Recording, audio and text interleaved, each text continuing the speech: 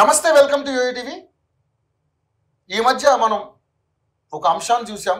అదే చిలుకూరి బాలాజీ టెంపుల్లో జరిగినటువంటి ఒక దాడి తెలంగాణ రాష్ట్రమే కాదు, యావత్ అంటే హిందూ సమాజాన్ని ఒక్కసారి మేలుకొల్పినటువంటి అంశంగా చూడొచ్చు. దాన్ని చాలా రకాలుగా అందరూ కూడా విమర్శించారు. కొంతమంది సపోర్ట్ చేస్తే కొంతమంది విమర్శించారు కూడా. సో ఏదైతే చిలుకూరు బాలాజీ సంబంధించి టెంపుల్కి సంబంధించి అక్కడ అర్చకులు ఎవరైతే రంగస్వామి గారు ఎవరైతే ఉన్నారో ఆయన మీద చేసినటువంటి దాడిని చాలామంది రకరకాలుగా మాట్లాడుకున్నారు. ముఖ్యంగా దాడి చేసింది రామరాజ్యం పేరుతో ఉన్నటువంటి వ్యవస్థాపకులు ఏదైతే ఉన్నారో వీరరాఘవరెడ్డి గారి మీద అనేక రకాలైనటువంటి ఆరోపణలు రావడం జరిగింది. నిజంగానే మన రంగస్వామి గారు అక్కడ ఉన్నటువంటి అంటే అక్కడికి వస్తున్నటువంటి కొంతమంది భక్తుల్ని, మహిళల్ని లోబర్చుకున్నట్టుగా, అదేవిధంగా మాంసాహారాలు తీసుకుంటున్నట్టుగా, మద్యం సేవిస్తున్నట్టుగా మరి ఏదైతే వీరరాఘవరెడ్డి గారు ఆరోపణలు చేశారో వాటిలో నిజమెంత ఉంది అనేది కూడా ఒక్కసారి అందరూ కూడా చర్చించుకున్నటువంటి అంశం. ఈ మధ్య వీరరాఘవరెడ్డి గారు అన్ని మీడియా మాధ్యమాలకు వెళ్ళి తన యొక్క ఎక్స్ప్లెనేషన్ ఇస్తూ ఉన్నారు. మనతో పాటు కూడా ఇప్పుడు ఆయన మన స్టూడియోలో ఉన్నారు.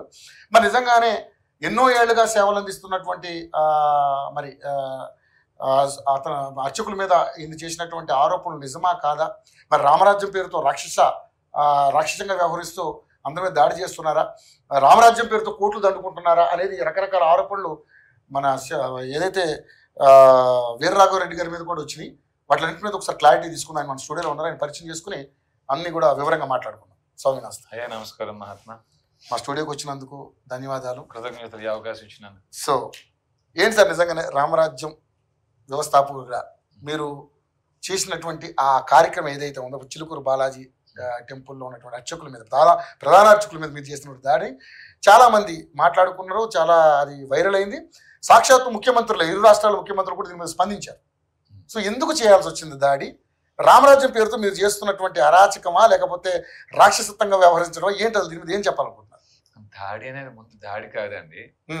మనకి రామరాజ్యం అన్నారు కదా, రామరాజ్యం అంటేనే దుష్ట శిక్షణ, శిష్ట రక్షణ. ఈ దుష్ట శిక్షణ, శిష్ట రక్షణ చేయాల్సిన బాధ్యత మాది మీది కాదు, న్యాయస్థానాలది.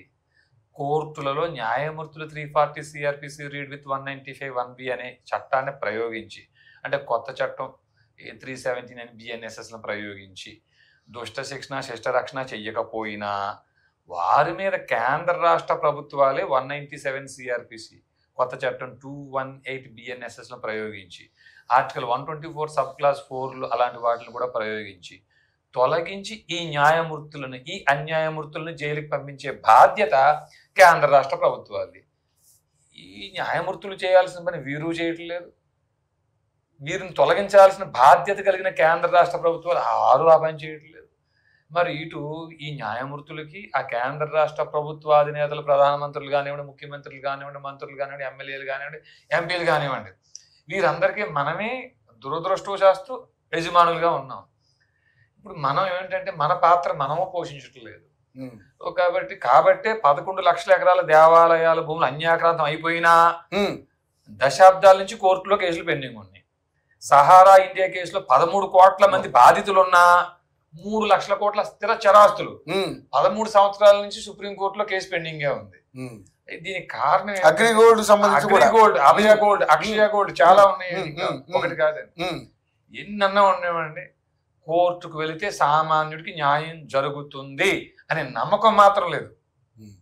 But the Indian judiciary has been constituted for the survival of citizens, not for the judiciary and it staff అండి. జ్యుడిషియరీ కాన్స్టిట్యూట్ అయ్యిందే మన జనం కోసం అండి, సిటిజన్స్ కోసం. ఇది ఏమైపోయింది, కాలక్రమణ మారిపోయి దుష్ట శిక్షణ బదులు దుష్ట రక్షణ జరుగుతుంది. మనకేంటి, ఎన్ని నేరాలు చేసినా పర్వాలేదు, కోర్టులు ఉన్నాయి కదా కాపాడితే, అన్ని నేరాలు చేస్తున్నారండి దుష్టులు. వారు ఏమో బయట స్వేచ్ఛగా తిరిగేస్తున్నారు. కారణం ఏమిటంటే ఈ న్యాయమూర్తులు కళ్ళు మూసుకుని తప్పుడు తీర్పులు ఇచ్చినా వీరిని తొలగించేటువంటి ప్రక్రియ మన కేంద్ర రాష్ట్ర ప్రభుత్వాలు చేయట్లేదు కదా. ఇట్లాంటి ఈ స్థితిలో యజమానులుగా మన పాత్ర మనం పోషించాలి. ఈ రంగస్థలంలో ఏమిటండి, రంగేశుడు సద్గంగ జనకుడు సంగీత సంప్రదాయకుడు. ఈ రంగస్థలంలో మనం కూడా మన పాత్ర మనం పోషించాలి అన్న ఉద్దేశంతో రామరాజ్యాన్ని స్థాపించి, అయ్యా ప్రతి ఊర్లోనూ మనకి ఆలయాలు ఉన్నాయి, అక్కడ అర్చక పురోహితులు ఉన్నారు. ఎక్కడైతే మొన్న పెహల్గాం ఘటన చూసాం కదా, నువ్వు హిందూ అవునా కాదా అని అది ప్యాంటులు విప్పి జిప్పులు తీసి భార్యల ముందే కన్ఫామ్ చేసుకుని మరీ చంపారు. ఈ దుస్థితి అంతా ముందే ఊహించి ఉన్నామండి. ప్రతి ఊర్లో ఆలయంలో ఉండే అర్చక పురోహితుల్ని కలవాలనే ఉద్దేశంతో అర్చక పురోహితుల్ని కలుస్తున్నాం. అయ్యా మరి మనకి 2040 2047 కల్లా అన్ని మతస్థులు వారి దేవుడి రాజ్యం చేస్తామన్న ప్రణాళికతో ముందుకు వెళ్తున్నారు. మన దేవాలయాలు భూములు అన్యాక్రాంతం అయిపోయినాయి, దేవాలయాలు అన్యాక్రాంతం అయిపోయినాయి, లవ్ జిహాద్ పేరుతో ఆడపిల్లలు ఆక్రమణకు గురవుతున్నారు. మరి దానికోసం మీ దగ్గర ఏమైనా ప్రణాళిక ఉందా చెప్పండి, మేము సహకరిస్తాం. లేదా మా దగ్గర ప్రణాళిక ఉంది, మీరు సహకరించండి. ఊరికి ఒక్క క్షాత్రం కలిగిన సైనికుని తయారు చేయండి. మీరు భగవద్గీత 18వ అధ్యాయం 43వ శ్లోకంలో పేర్కొనబడిన క్షాత్రం కలిగిన వారు, శౌర్యం తేజో ధృతిర్దాక్షం యుద్ధే చాప్య పలాయనం దానమేశ్వర భావచ్చ క్షాత్రం కర్మ స్వభావం అన్ని లక్షణాలు ఎవరికి ఉన్నాయో వారిని ఎంపిక చేసి వారి పోషణ ఊరు మొత్తం చూసుకునేలాగా మీరు బోధించండి. అంటే దాంట్లో వైశ్యులు శూద్రుల్ని మీరు ప్రేరేపించండి.